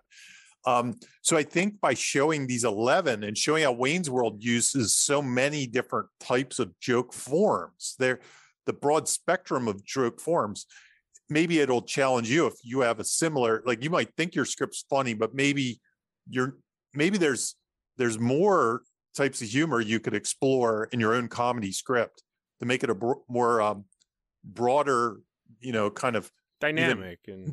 Exactly. So it's not always hitting you with the same thing. This is like kind of the perfect movie to talk about it with too, because not Mike Myers, of all the comedy giants I can think of, and this being my favorite genre, he explores the largest amount of these in one movie. Like Austin Powers, playing all the notes, all the chords. Yeah, he did do a few movies where he like toned it down. Like So I Married an Axe Murderers doesn't have any parody in it. You know what I mean? Like, but he, out of all the comedy giants I can think of, he does everything. Yeah, and I know when I'm co-writing, like when we go through things, we'll notice like, oh, that's a good character joke, and we'll notice we don't necessarily go to this 11, the 11 I'm about to show you. And by the way, the 11 is for The Onion. And the good thing about the article is the 11 gives you they give you Onion headlines that give examples of each of these. And they're a lot of fun to read. But this is more meant to expand your own horizons, just to make sure you're using at least 4 or 5 of these in your and Bob said Bob can name for each of these. And Bob, you're a better man than I, because I'm not sure that I said I can probably. I'm going to try. I might fail. Fail. Let's test you. And then I did a quick breakdown of the first 2 minutes just to show you like all the different ones in the first 2 minutes. I set myself up for failure by being like, I'm Mr. Wayne's World. Now I'm going to fail. Okay. Now, all good. Because there are some that are judging harder. You, Bob. I know. By scorecard. I think there are some that are harder because this is more about The Onion and less about movies. Like, because there were a couple that weren't here, like Slapstick. And I think they might fall in one of these categories, but I don't necessarily. I would say Garth getting hit by the close-up camera when he's looking at the Dream Woman. Yeah, but what Jamie's saying is Slapstick isn't on the list. It's not on the list. I know. I'm answering your. Oh, I'm saying here's an example. You're getting ready for the trivia. Bob's I'm ready. I'm trying. Okay, Bob. Bob's you're on the got clock. his blindfold on. He's just like, look, what do I have in life that this is what I have in my life? If I fail at this, who am I? This is my comedic obsession. Okay, so here we go. Yeah. Number 1, and I'm going to give the definition. And if you don't have one, you can pass, but we'll deduct a point in the end. Oh God, I'm gonna fail so bad. I didn't get a good sleep last night. I don't know. Oh man. And Jimmy will judge. He'll like buzz you. So here we go. Irony. Intended meaning is opposite of literal meaning. I mean, first off the bat, the line you talked about from Benjamin. Yeah. Like they're obviously geniuses. Okay. Yeah. Okay. Right. Okay, well, I mean, that is that not irony? He's Jimmy, being ironic. Judges. I say he gets a point for that. Okay. This is kind of hard. This would help if I was giving you the examples too, because you could probably map Jamie, them, I wrote them. I wrote the example headlines. Okay. Well, good. Maybe you want me to read it and then you give the example. Yeah, and then I'll try and give the Wayne's World thing. Okay. Perfect. And if you guys have a better Wayne's World thing, you can say it too. Okay. So I'm gonna redo irony so Jimmy can give the headline. Irony. Intended meaning is opposite of literal meaning. Alcoholic father disappointed in pothead son. And then Benjamin saying they're obviously geniuses. Yeah, that's good. You could even argue when Wayne is interviewing Brian Doyle Murray on the show, and he's bullshitting him the entire time, saying like, that's very interesting. Or I like what you've done here. Yeah, I like what you've done here. Oh, I love this. You know what I mean? Like, irony. Okay. Right. Okay. So number 2, character, because these are easy. Comedic character acting on personality traits. Jamie thinks you'd enjoy a movie he can't remember right now. That's right. That was what I said. That's what I said earlier today. That was before the actual real life character comedy. I mean, there's just a buffet of stuff for that. There's so many. I mean, I think that's a mulligan. That's a gimme. Yeah, that's a layup. I mean, I just want to say like Garth doing literally almost everything. Everything like, Garth does is a character trait, right? I'll give you points, even though, it's broad. Okay. Reference common experiences the audience can relate to. Grey Poupon. Grey Poupon. It's a reference to a famous commercial back in the day. Yeah. Mm-hmm. By the way, what was the example? Their example, or Laverne and Shirley. That's way bigger. Laverne and Shirley. Yeah. I think they're talking about more like relatable experiences, but I agree that the reference day chalked up as a loss by 10 a.m. is the Onion headline. Yeah, the funny thing about they don't have pop culture reference, so I think it does fit into this category. Then I'm going to go with name tags and hairnets. That's a common experience when you get fired from a job. The name tags and hairnets. People have those things. He's got a collection. A corkboard of all those things. That's a great joke. That's great. I think you're absolutely right, though. The Grey Poupon and stuff, they are things that audiences relate to, and they're like, Garth recounting a Twilight Zone episode.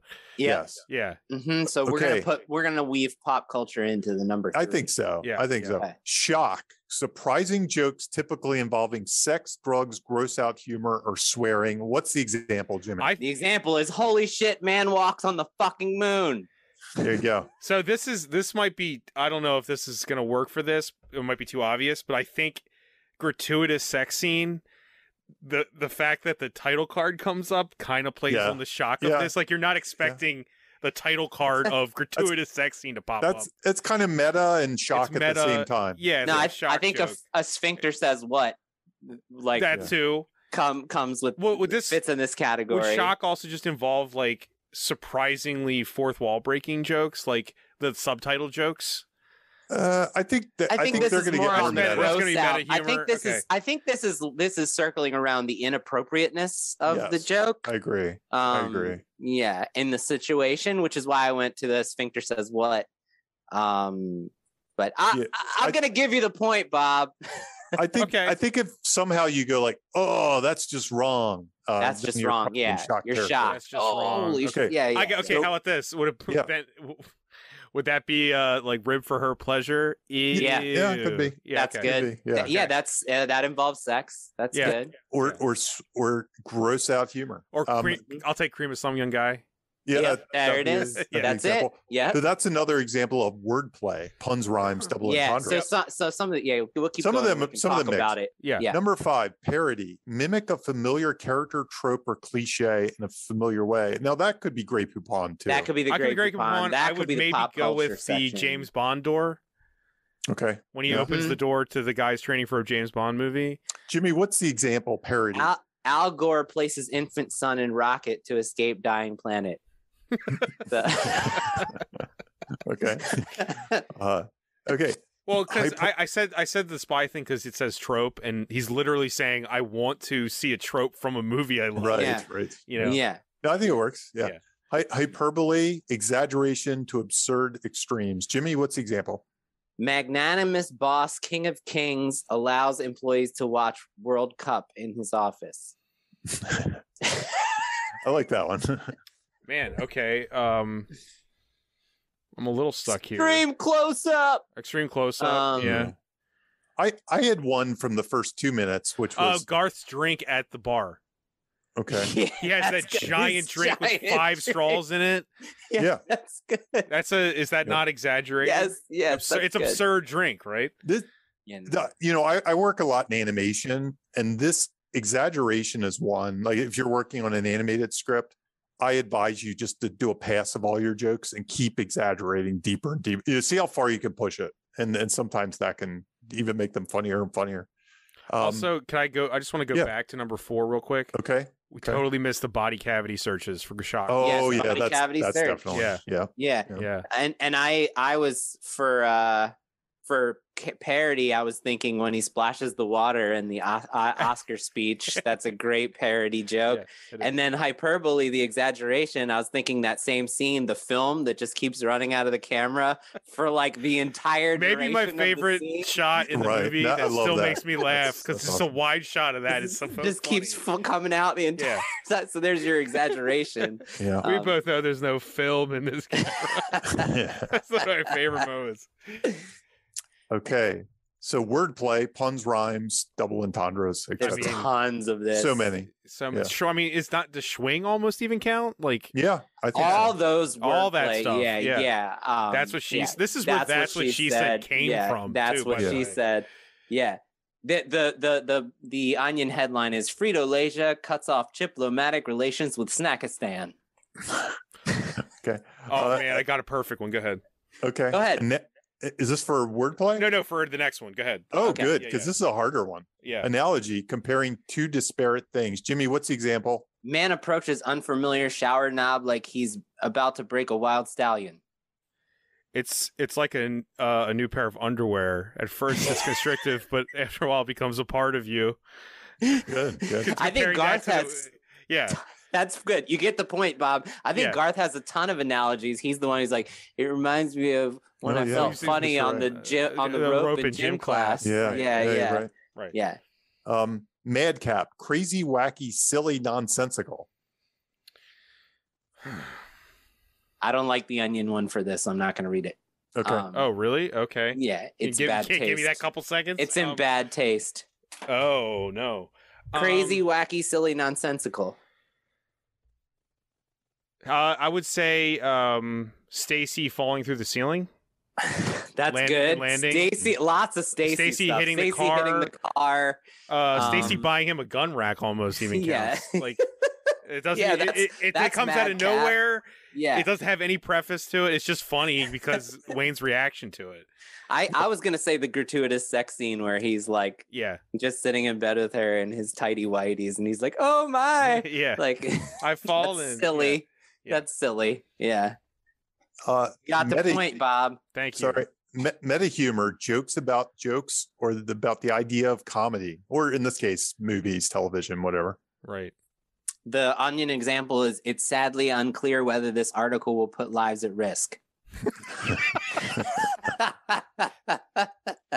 Meta humor, I mean, 100%. There's three different endings. Yeah. It's literally it's making fun of, number one, it's making fun of movies, but it's making fun of this movie itself. You know, the fact that it could resolve in 3 different ways, and it doesn't matter. Really. I was gonna say the product placement scene. Oh yeah. At the food where they're all Garth's wearing the Reebok outfit. It's like people just do things for money. New print, little yellow, different. Yeah. So there you go. Right. Yeah. Misplaced focus. Attention is focused on the wrong thing. The joke that they do, this isn't a headline, but the joke they do in the article is, yesterday I accidentally hit a kid with my car. It wasn't serious. Nobody saw me. Mm-hmm. This is a weird category, though, isn't it? Yeah. Would the Delaware joke count? What's the Delaware joke? Go ahead, Bob. Do it. Well, no, I'm saying like when they're like, I think we're that in New York. might. Hey, I'm in New York. Let's get a gun and go to a Broadway They're show. talking about the excitement of traveling the world, and then they're like, we're in Delaware. Hi, I'm in Delaware. I'm in Delaware. Okay, we'll let it count. I think you did a pretty good job grabbing all of this. Yeah. Final score 11 out of 11. Yes. Bob. Hell yes. Yes. I still have my self-worth now. Good. Just kidding. I'm kidding. I was, I did the first 2 to 3 minutes of this as well. Not that we need to really do it, okay. But and honestly, in the first 2 to 3 minutes, I have a reference parody. Two of everything in Noah's Ark Arcade is kind of reference and parody. The parody, just the whole show, the Wayne's World song is a parody, just of theme songs and that sort of thing. Meta humor with the extreme close up. The suck cut is wordplay. Slapstick when he plugs it in. Character Garth's reaction to the haircut. Parody guy with haircutting device. Wordplay, it sucks as it cuts. It certainly doesn't suck. Meta humor, get a load of this guy Cam. Hyperbole, you're sucking my will to live. Meta humor, the help me Cam. Character Garth screaming in the background. So there's all this stuff. And that was just in 2 minutes. Jamie, you could even argue that like just showing like the Chia Pet commercial is a reference. It's funny. It's meta. Yeah. It's a meta. It's a weird. I think in a weird sort of way though, it sets up it's the setup to the parody or something like that. It's also kind of setting up what TV was at the moment. Setting the world. Too. Yeah, it's like TV. They're also because it is about. If you guys you don't know the actual like Blu-rays, it's TV. It's like a TV channel selector. That's cool. Yeah, so like that. I think that's always. They did like a little world building at the beginning of the movie where it's like, this is what TV is at the moment. And then there's Wayne's World fits there somehow. But, That's perfect. That's perfect. Just to your point, Jamie, earlier, what you led in with. So, here's a great example. You just mentioned the first 2 minutes and the variety of styles of jokes. It's not just the one, because Jamie, I read a lot of comedies that they are really good at this one type of technique and they just kind of use it over and over. And because of that, it feels tired and stale, even though the individual jokes themselves are funny. So it's kind of its own version of we talk about the premise palette and you have all your paints and are you playing with all the paints? And this is kind of like you have a whole palette of comedy paints of different colors of comedy. And you just, the red, the blue, the green, you're missing some purple here. You need some orange, and it's just like instruments on a guitar. Like, are you playing all the strings? The more strings, the more different variety, the more interesting experience it's going to be. Yeah. And it's also very telling. Like I broke this down and I came up with 18 jokes and really there were more. There were even things like, you haven't come into Shoney's in a while, which makes me laugh. But it's not, I don't even know if it's a joke, really. It's hard to I'm laughing because I just remember Shoney's. Yeah, exactly. Shoney's, well, it's the fact that he picked up a chick at the Shoney's is kind of funny to me. That cracks me up. So I guess it's a joke. But I counted 18 jokes in the first 2.5 to 3 minutes. And what that tells you, and this is another thing I see, people write comedies. I get a lot of sitcoms. Like people are like, I want to write the funny sitcom.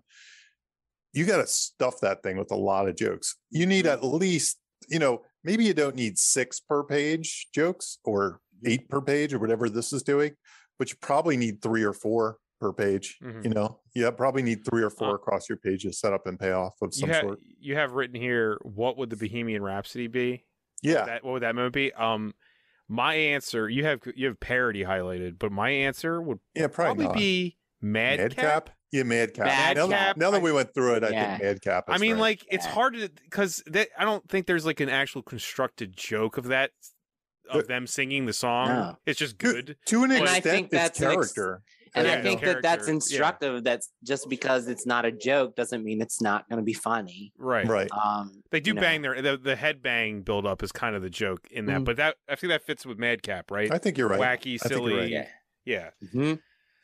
11 types of jokes. I love it. The 11 joke types. There you go. There you go.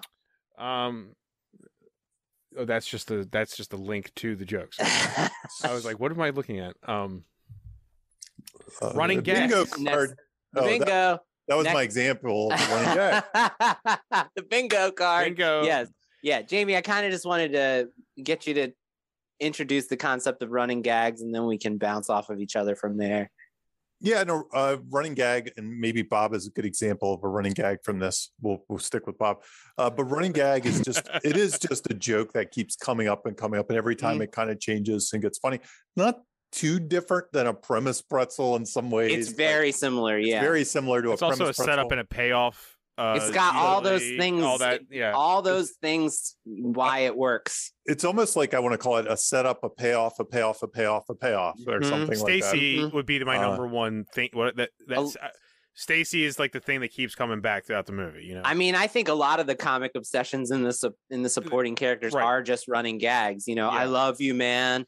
You know, the guy. You know, he's always about Phil, who's always about to spew. You know, in every scene. Garth having a technological bent to him. Yeah, like even things like that. Yeah, yeah. You see it in stand-up too. They call them callbacks, and callbacks. Almost every good stand-up set, you'll see a bunch of callbacks, or at least one. Usually, it kind of, especially they get to the end and they punch out. I made a little bit of my own notes. Good. I think it might fit here a little bit. Like I just made setup, like little kind of small setups and payoffs that I don't think people recognize. Because, you know, if you don't watch a movie with this kind of eye, you don't necessarily pay attention. But like the fact that I don't know if this goes with running gags, but like the switchboard malfunctions in the beginning of the movie, it sets up the sad ending at the end of the movie because it blows up the house. She Will Be Mine. That's repeated, 3 times. It's a running gag, right? That's a running gag. They set up Officer Koharski, just being number one, just being friends with, just the fact that they have a friend that's a cop and that he does body cavity searches. Yeah. Right. That's a setup and a payoff at the end. Yeah. They set up Mr. Withers because there's no reason for Wayne to say hi to that old man at Stan Mikita's, except they're setting up the joke for later for the Scooby-Doo ending. So that's actually a setup, right?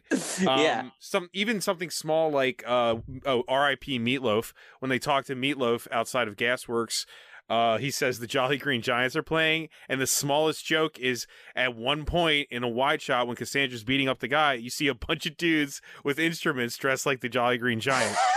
Just a small visual fantastic.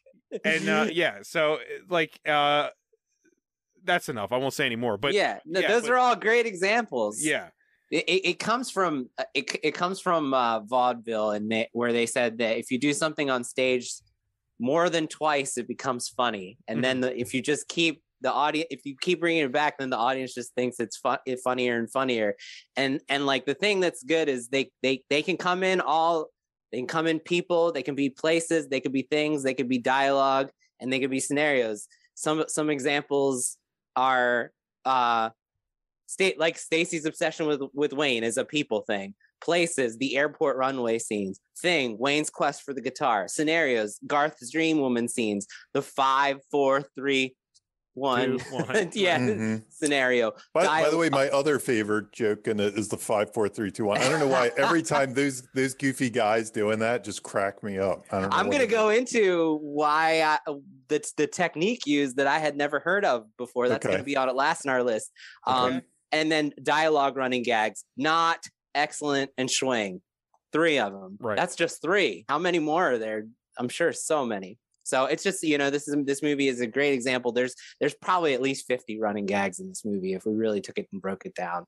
Whenever I'm writing comedy, whether successful or not, I always try to do setup, establish, payoff. That's good. Brain. Reestablish. Like you do it once, you do it the first time, then you make it a thing by establishing it, and then it means something in the end. That's good. You reverse expectation around it sometimes. That's good. Yeah. That's good. Yeah. gimmicks, breaking the fourth wall. This movie breaks the fourth wall quite a bit. This is good. This is my favorite thing I want to talk about with you guys, because I kind of feel like I had like a mini epiphany watching this movie. So what do you guys think is a scenario in which a writer should choose to break the fourth wall? Like, what type of story? I mean, that's a weird question because, like, I don't know. I don't know what the answer is, but it depends on the movie you're trying to make, right? You know what? Like Deadpool or something. But and you know what's funny, Jimmy? Because I do, like, consulting wise, my little bit of consulting that I do, I read scripts. And I get a lot of fourth wall breakers now. I think Fleabag or something is maybe I don't know what other movies or TV shows are doing it right now. And I'm constantly struggling. I know something's wrong because a lot of them are just something where they comment, they say what's happening in the scene. It's kind of the voiceover problem, right? It's like, and this is where I got upset or something, you know. Or it's the confidence line thing that you'd always talk about, Jimmy. Insecurity line. Insecurity line, sorry. This movie does those on purpose, but that's And I'm always underlining I'm always like, I always tell them, and I'm not even sure if I'm trying to wrap my head around what to tell people with this or how to be instructive, but I'm always like, bring the character, bring the snark. Like, if you're going to do this, that's what I want to see from it. I want to see whether they're snarky or whether they're, I want to see the character more than anything else. I want those to be big time, just dripping with like the perfect character moments. And so that's what when you say, should we do the fourth wall? To me, it only works if the character is really clearly comedically defined, or maybe not comedically, because I'm thinking like House of Cards or something. I'm going to give some examples and ask you guys what you think. Okay. Yeah. So go for it. Oh yeah. So just a brief kind of overview of a gimmick, right? Like, because there's a lot of misunderstanding of what a gimmick is. There's so many, and I like to think of genre as cuisine. So sometimes you're in the mood for Italian, sometimes you're in the mood for Mexican, sometimes you're in the mood for Chinese, whatever. And when you go into those scenarios, you have these genre expectations. And the gimmick I like to think of is just the flavor delivery system. So it's like a taco shell versus a gordita versus a tortilla chip. It's just the weird ways in which to deliver the genre. It's all the same stuff, just in a different pattern. It's just, it's just the same. It's the same. Yeah. So it's not a joke. The gimmick is not a joke. It's a way to deliver a joke. So like some gimmick examples that we've talked about in the past, in Mitchell's versus Machines, the meta movie within the movie, right? She's constantly taking these asides where she's putting like YouTube filters on the scenario, but it works really well because it's really organic and motivated, and it's giving us like perspective of how the main character is experiencing the world in a way that we wouldn't get without using the gimmick. And then another example is in Parasite, they use 4 different types of voiceover, and the way they're used, they're giving us, like you said, Jamie, it's the opposite of what a lot of people do, is they're giving us insight in a way and telling us things about the situation that we wouldn't get without the voiceover insight, right? So it's very organic, like it's very satisfying. We need the information. Without the voiceover, we wouldn't get what's happening, right? And the dream sequences in American Beauty. So what do all those things have in common? Because I read so many amateur scripts that like are gimmick overload, but at the same time, the gimmicks are undercooked, which is like, they'll use a fourth wall break on page 36. Never before, never after. They'll throw in a dream sequence on page 72 with not a single gimmick before or after. They'll throw in,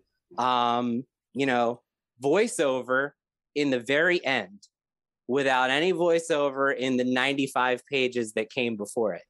So I've come up with a litmus test for whether I think a gimmick will work. And that is it tonally balanced with the rest of the movie? Is it organic to the situation? And is it consistent? That's the one where there's exceptions. The reason I'm circling all around this is I think fourth wall breaks absolve you from all that. I think if you start with four wall breaks, because that's the first gimmick we get in Wayne's World. The first gimmick we get is the fourth wall break, and then I think if you can make fourth wall breaks work, you can do all the gimmicks you want. You can do anything as long as you start with the fourth wall break. I'll give you some examples: Adaptation, The Big Short, Deadpool, Ferris Bueller's Day Off, Fight Club, High Fidelity. All these movies are different genres. Jay and Silent Bob Strike Back. Does Jay and Silent Bob start with a fourth wall? Is that the first gimmick we get? All these movies that I described, the first gimmick used is you get the character talking directly to the camera. Okay, yeah. Okay. And then these are movies that are just chock filled with gimmicks, and nobody has any problems with those gimmicks working. Ferris Bueller, yeah, that's on that list. Yeah, I think what I'm realizing here is if you can make four wall break work, it's kind of like the most powerful gimmick. It like unleashes you to be able to do any gimmick, but you got to use it up front and you got to keep it consistent. Like you can't just have a fourth wall break in the first scene and then never again. Like Wayne's World, there's almost a fourth wall break in every scene of some sort. They're constantly finding ways to keep it. So I think that tonal balance and that consistency is like really important. And I think that Wayne's World is a great example of how to make gimmicks work, because they're all, besides the training room scene in the donut shop, it is completely unmotivated and inorganic. But pretty much all the rest of the gimmicks that are used, the dream sequence, they all fit the scenario. They're all tonally balanced. They all feel right for what we're seeing. The only reason I'd argue for the spy thing is because he gets up like he has a plan. It's a movie. Okay, so you feel like it's organic. I feel like he gets up, he's like, let me show you. And then he opens the door and the door is it doesn't mean anything.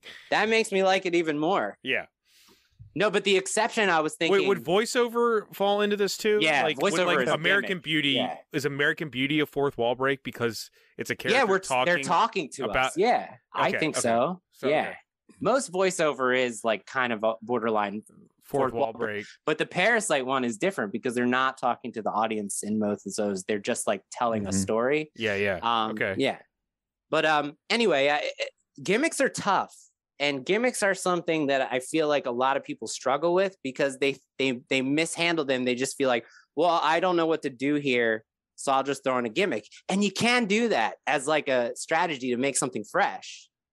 But it's got to be tonally balanced. It's got to feel like it fits the story, and you got to use it more than, you got to use it consistently. Do you think some people get confused with gimmicks as in to writing versus gimmicks as in the actual craft? A concept. Like you know how 3D is considered a gimmick? Yeah. But that's not writing. That's an actual craft thing. That's making a production thing. Yeah. Right. It's funny because the fourth wall breaking thing has been done so often now that it's not that it's not fresh, because it still feels fresh when people do it. It still feels interesting. But it definitely, like when I'm writing, it would give me pause to do it. I'd be like, is this right for this? Because it really does take over to a certain extent. It's a tough question. When is it the right choice, right? Well, watching this movie, I was like, I want to write a Friday the 13th movie where Jason breaks the fourth wall and just starts talking. Oh, yeah. Gonna kill him. Well, I think to some degree, too, I said this to you guys when we were talking about this episode. I'm going to say it right now. You're asking when it's right to do. I think comedy is generally, I'm talking just about comedy with gimmicks. I think some of it's going to be just down to the talent, and it's innate a bit. Like, when do you do it? I don't know if I actually have an answer for that. Yeah. Like Michael Myers is a genius. He's a comedic genius. He can make it work. Some people are never going to be able to make that work. It's just going to always seem lame when they do it. You know what I mean? And I've seen that several times. The lame version is, it's funny because he is telling you very on the nose stuff, but that's the joke.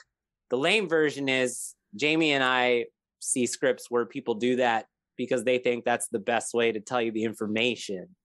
Not, hi, my name is Jimmy. And it just feels like they didn't want to make an actual movie. They just wanted to tell you that they're making. They're not giving you any unique, fresh take on the situation. Right. Yeah. So the thing I just wanted to my big takeaway is I think fourth wall breaks are like the ultimate tone setter. And if you can do them, you can really do any gimmick. and get away with it, but you gotta keep it consistent, and you gotta use it up front. That's my takeaway, I think. Yeah. It's hard to talk about. You know what's interesting about fourth wall breaks is musicals kind of do it all the time in some It's ways. like a genre expectation. Yeah. And you don't even think twice about it. It doesn't even really shift the tone. That is the tone. You got the diegetic music, right? Mm-hmm. Yes. Yeah, like the characters are seeing that happen. Mm-hmm. Yeah. But they're also acting like the world is normal too when they're not singing. Right. So it's it's a bit weird. Would you consider Edgar Wright's comedies fourth wall breaking? Dude, I mean, like the characters aren't breaking the fourth wall. I don't think so, no. The movie itself is often doing it. See, but he's like a audience. master of gimmicks. Yeah, maybe Scott Pilgrim. I don't know. Yeah. Scott Pilgrim probably. I'd have to think of the exact moment. Yeah, I have to revisit it and see. But I mean, his movies, he's a master of gimmicks. Like he's full of gimmicks, but he starts with them. Like they're constant and consistently used. Yeah. Yeah. Yeah. Okay. Comedic exposition. Yeah. This is just a real quick refresher. Like we've talked about, Jamie, I learned this from you during this show, that the easiest way to give the audience exposition is to bury it with a joke, right? Yeah, which is an old sitcom trick I heard the Friends writers' room always did. Okay. And this movie does such a great job with like subverting this trope. Yeah. Like just makes Bob, it I a feel joke. like you could tell the examples without meaning. Well, I mean, the absolute number one example from this movie is Chris Farley telling them everything they need to know about Mr. Big's limo, and then them saying, "Man, he sure knew a lot for a security guard." Yeah, and then later saying, "It's really good that he told us that at that exact time." Like that's literally them making fun of a script, isn't it? Burying the exposition, the script going overboard with the exposition, And this is something he did in Austin Powers. This literally Basil Exposition is a character that gives you exposition. Yeah, you know. Like... Yeah, that was that was one of the examples I was going to use. And by the way, that's a not so secret weapon moment. Mr. Big at the limousine and everything. Chris Farr, that's going to be paid off later.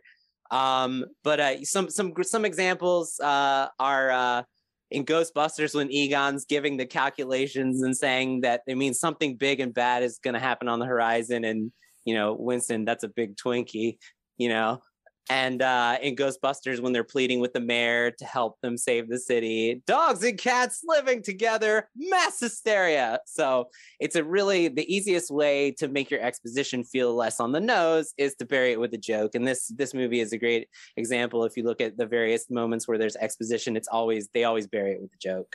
Mm-hmm. Yeah, I mean, yeah. Like I said, the Chris Farley scene doesn't work as well in Schindler's List. No, it does not. It's got to be tonally balanced. Yes. Yeah. But yeah, like I think Mike Myers in all of his comedies, he knows he has to get through it. Yeah, and he always makes a pretty good joke out of it. And I think last on the list is another Steve Kaplan thing. Okay, so Hidden Tools of Comedy. This guy again. This guy again. Here he is. This is the running gag. The Steve Kaplan running gag. Steve Kaplan's on Twitter, so I might tag him in this stuff. Okay, good. Okay. So this is from the book, The Hidden Tools of Comedy, and it's just a book filled with various techniques. And basically, I don't want to misrepresent the book too much, but a lot of what the book focuses on is reverse engineering why something is funny, instead of focusing on just like the talent of the person and the joke. It's why is this joke funny? What technique was used to make the comedy, derive the comedy out of? So I pulled out 3 techniques that when I read them, this is the first time I've ever read them, and I've never thought about them before. And I feel like Wayne's World has a bunch of examples of them. Oh, cool. So the first one is called the metaphorical relationships exercise. And that is reframing a familiar scenario using a metaphorical relationship. So you take an ordinary relationship scenario and you explore it through a different metaphorical example. So Wayne's World, I saw 2. And that is the argument at the airport scene. They are platonic best friends arguing, but they're behaving like they're an old married couple. So they're saying like very basic, normal things. There's nothing special about the dialogue, but it's funny because instead of a platonic best friends, they're having the conversation as if they're actually an old married couple. I think I know what your second example is, but go ahead. No. Oh, so I have to run everything by you now? Yes, you have to run everything by me. You kiss your mother with that mouth? I'm getting out of here. Fine, then go. I'm gone. Go then. I am. You know, that's like an old married couple.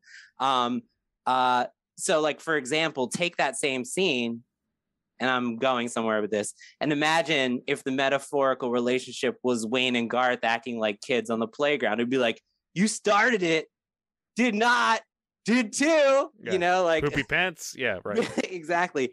And so the second one is the game on scene. Because that's not what I thought you were going to say. I have another one. Oh, good. That's perfect. So, because they're adult men, but they're behaving like children playing in the street, right? Car, game on. And even Stacy, when she's riding on her bike, the way that image is composed, she looks like a little girl. And when she runs in the car, she totally looks and gets up. She totally looks like a little girl who just like has the hots for this kid on the block and like he doesn't like her. And she's like, okay, you know, so that's another example of the metaphorical relationship exercise, which is something I've never thought of, never heard of until. I just want to add, obviously, when you have one of Earth's greatest rock gods, who's supposed to talk like a party animal rock musician, and he ends up talking like a college professor, his like a historian of Milwaukee, right? Like he's acting like a completely different thing. I have that in a couple things now. Maybe we can debate which one it fits in, because I do have that as one of the examples of something he talks about. Okay, I say only that because his demeanor is different too than you just totally. But, yeah. He's like a teacher. Yeah. The metaphorical relationship. Also, they're just like student. They're not like party animals in that scene. They're literally sitting around debating like they're like ancient Greece talking about philosophy or something. I think you're right though. Like the metaphorical relationship is teacher and student instead of when it shouldn't have been that. Right. You wouldn't assume that. Right. That's why it makes it funny. It's like two guys in the backstage instead now they're in a classroom. Actually pronounced Milwaukee. So the second tool he said is, and Jamie, this is going back to something you were talking about earlier, the inappropriate or out of place scenario framing exercise, reframing a familiar scenario with an inappropriate or out of place scenario. So the example in the book he gives is Monica is mourning on Friends. Monica is mourning her bad haircut in her bedroom, while Ross and Phoebe are outside of her bedroom waiting to offer her support. And the out of place frame is they turn this into a hospital scenario. So she's in the bedroom and Ross is saying, how's her hair? And Phoebe says, I'm not going to lie to you, Ross. It doesn't look good. And Ross says, can I see her? And Phoebe says, your hair looks too good, Ross. I don't think she can take it. So in this, I think there's a bunch. So the suck cut scene, right? Garth is getting a haircut. That's the familiar scenario, but it's with a vacuum cleaner. That's the out of place scenario. In the studio. I also room. like that it's a Flowbee, by the way. Yeah, like they invented the Flowbee after this movie. Sorry, I love it. It's such a great way to start the movie. And so 90s.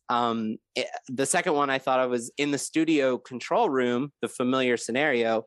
Wayne and Garth pretend to be air traffic controllers, the out of place scenario. So Garth is saying, come in, your landing gear is down. So that is an inappropriate scenario being placed on a familiar scenario. It's kind of like the premise with A New Skin. And then this is where I wedged in the backstage concert, Bob, because here they are at a backstage concert scenario expecting to party with Alice Cooper and the band, and instead he gives them a history lesson. Yeah. And they even end that with a joke. Does this guy know how to party or what? Right. And then the psycho reenactment at the donut shop. Garth is reenacting the shower stabbing scene, the familiar scenario, using straws and jelly donut figures, the out of place scenario. So I feel like it tracks. It tracks, man. The third one is inappropriate out of place character framing device. So reframing a familiar scenario by placing an inappropriate or out of place character there. And like, dude, the Wayne's World crew in the fancy TV studio. Yeah, it's 100%. Right. Yeah. 5, 4, 3. Wait, why don't you say 2 or 1? You know, that is taking an out of place character into a familiar scenario.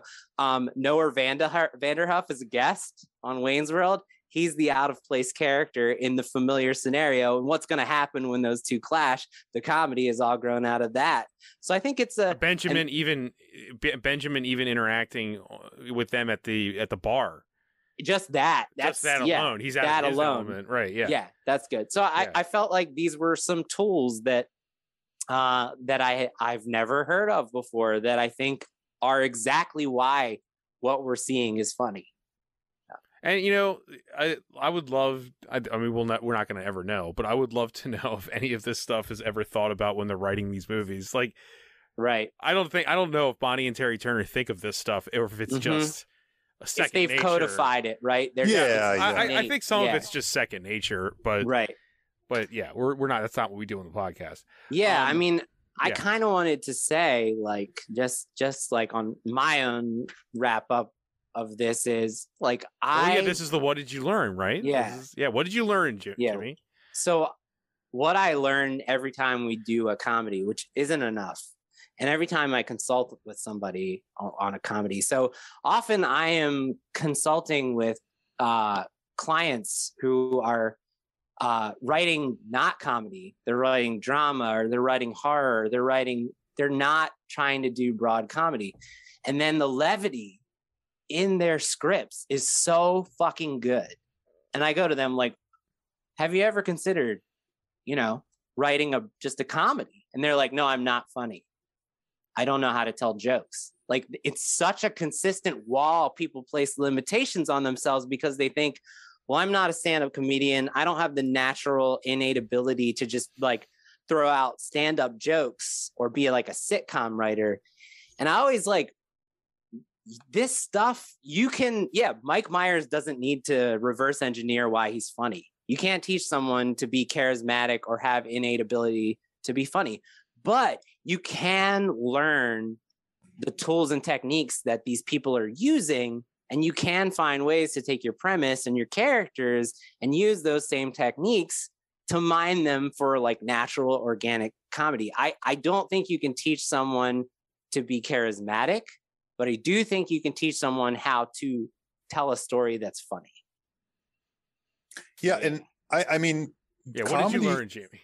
Yeah, comedy is a thing where a lot of the comedians you love, there are some that aren't this way, but a lot of the comedians you love, they spend a lot of time whiteboarding, essentially. Yeah, they're like, oh, I want to write a bit about something in their life, and they'll write, it'll be, I mean, the bad example is airline travel or whatever, was people were doing in the 80s, and they'd write airline travel, and then they'd just start whiteboarding, the food, the person next to me, the screaming kid, and then they'd go through it and they'd iterate through, much like we talk about whiteboard sessions.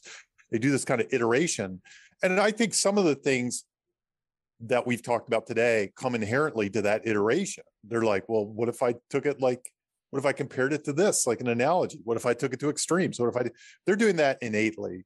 They don't need necessarily a book or our podcast to kind of do it, but they're still doing it. And I think that's the big thing is comedy. A lot of it is just sitting down, grinding through the whiteboard and taking all these different approaches to it and trying to figure out what the best approach is.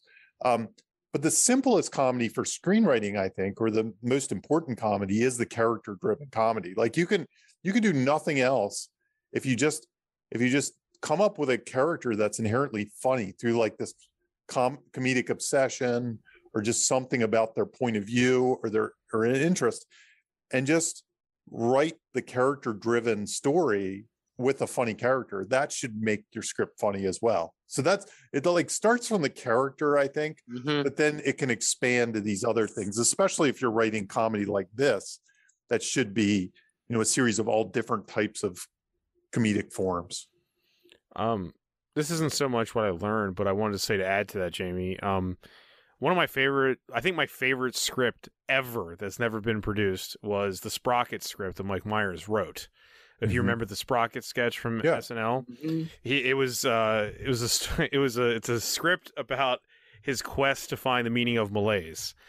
Very weird, truly weird. But I remember reading the story in that one Saturday Night Live book where they were pushing Mike Myers to actually produce the movie, and he didn't feel the script was ready, and he said, "I will not." As far as he is very much about workshopping comedy. Yeah. Like that's how he gets here. Like he doesn't, it's not like when I say it's innate, I don't mean he just like magically writes it all down in one pass. Like he like literally put his foot down and said, I will not let people pay $6 to see that movie that's on the page right now. Like it needs a lot of work, and they obviously never made it. So I know for a fact that, you know, he constantly is whiteboarding his workshopping comedy. The material, and I think that's also why he is so sensitive about when it fails, because I think he puts a lot of himself into it. That's a little bit more behind the scenes, I guess, but it's about writing. I think he's very sensitive about the writing. I think when Love Guru bombed and it was hated by everybody, that's why he went away, because he tried and it didn't work for the first time. As far as what I learned, I just want to say I found it entertaining, whimsical, and yet relevant, with an underlying revisionist conceit that belies the film's emotional attachments to the subject matter. And I didn't think it sucked. Sorry, I had to do it. Meta humor. Right, meta humor. Right. But I think that's our whole thing, right? We talked for like 2 hours about this movie. Wayne's World. Now we got to do the Scooby-Doo ending. Let's see who Jamie really is. It's Robert McKee. I'm Steve Kaplan. Right. I think that's everything, right, guys? Yeah. We're good? Yeah. All right. Thank you, everybody, listening for a 2-hour episode of Wayne's World. Yeah, thanks for listening, everyone. This was so much fun. Sounds good. Bye. Bye-bye. You have just listened to Writer's Blockbusters, a screenwriting podcast featuring two professionals and another guy. Available only on Thundergrunt.